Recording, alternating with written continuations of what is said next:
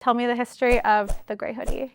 I want to know how you came up with your signature look. Oh, you're about to be disappointed. That's okay. It's very comfortable. It's genuinely so comfortable, and I didn't even realize I was doing it until a couple people called it out. And then I don't even have like a brand that is the singular brand or anything. I bought some from a couple vintage places, and just in general over the years I realized like, oh, I have a couple of these. So I think I had like 4 or 5. And then I started getting them as gifts, which is great. Like, don't get me wrong, I was getting like customized ones, I was getting like tour inspired ones and everything.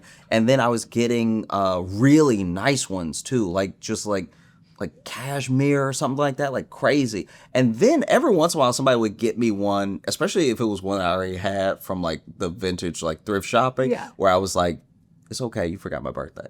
That's all right. Yeah, I mean, like that I know you forgot, you know? But I now have more than I can wear. There are some that I have that they feel so nice. I'm like scared to sweat in them, so I don't wear them. You have to know it's like your signature look though. Yes, yes, yeah. No, I know that now, and even when people see me out on the street and they're like, "Oh, you really wear this?" I'm like, "Yeah, that is like the good and bad part of doing a thing, is that if you like it genuinely, it will be how you look all the time." Yeah. So it's not for show. You famously said the internet was a bad idea. Mm-hmm. Do you still feel that way? It depends on the day. Okay. I think that the incredible good and connection has come from the internet, but especially as we see more like misinformation, disinformation, and just like, I think that there is a touch of cruelty that's very hard to pull off in person.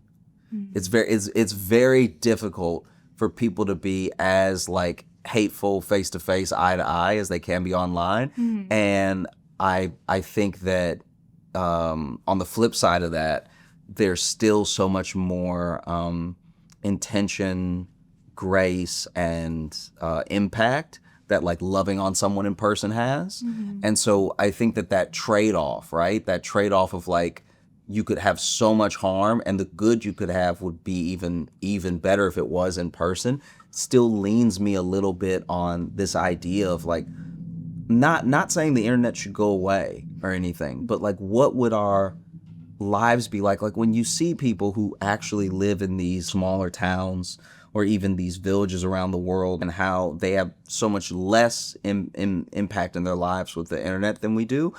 They still have all the same problems. None of those problems go away. Those problems are human, and they're just like multiplying online. But I just find that there's a bit more of an immediate resolve. There's a bit like, you know, people are capable of what they're capable of, whether they're in person or not. But yeah, I don't know. I think about it more so now than ever, because there's not too much narrative building and cognitive dissonance you can get in person that can't be multiplied online. Like online, mm-hmm. you could not only like find an echo chamber, you could feed a narrative that almost no one else in the world believes. Like, you could give yourself a specific psychosis online that doesn't exist anywhere else.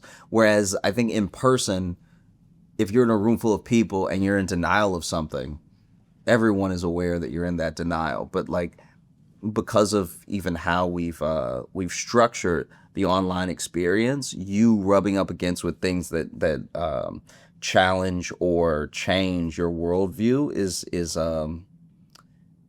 it's rare enough that it's becoming harder to do in person. Mm-hmm. You know, like back in the day, debate used to like mean something. It means nothing now. And now it's like debate is everyone is saying the most outrageous thing possible for the click. So then now it's like, not only are there bad actors in debates, there are people who aren't even trying to debate. They're trying to get clipped. Yeah. And I think that that's something that just doesn't fly in person. Like if you were going to a debate and you watch 2 people debate, and then afterwards, once again, no cameras, no anything. Yeah. And then afterwards, one of those people could be overheard being like, "Oh, I didn't believe any of that."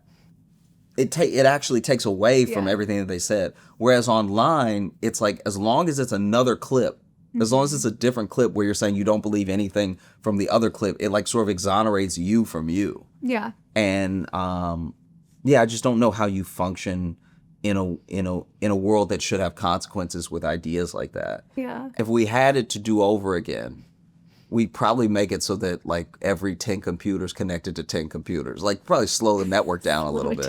Yeah. Yeah. You know, the thing about Twitter now versus like when it first started is all of the like every aspect of people who are still using it the way that it felt like it first was intended are some of the worst people. I'm blown away. It's like some of the last few people still just having fun and like connecting with their friends on Twitter are like just the Nazis now.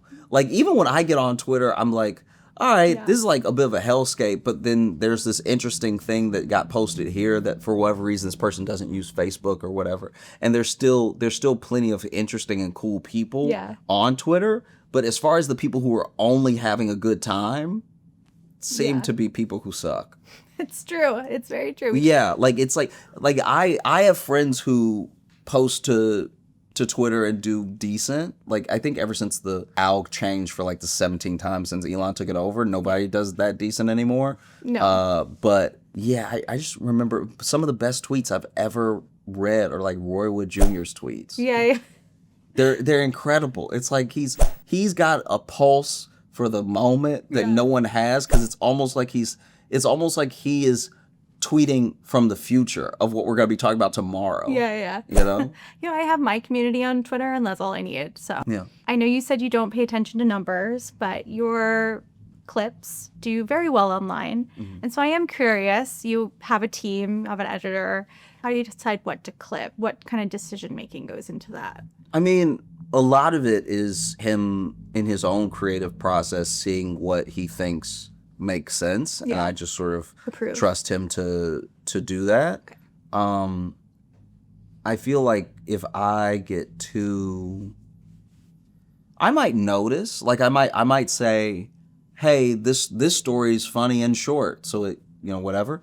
But I feel like I'm not trying to sound like more of a purist than I am or anything, but I do think that if I thought about that stuff too much, it would start to affect what I was doing for the people who came to the show, and they're the number one priority. And then we share things that happened at the show based off how we believe people will enjoy it. If you have an ultimate sort of like purpose to why you share, it's like the things that end up doing well to me are things that fall in line with that.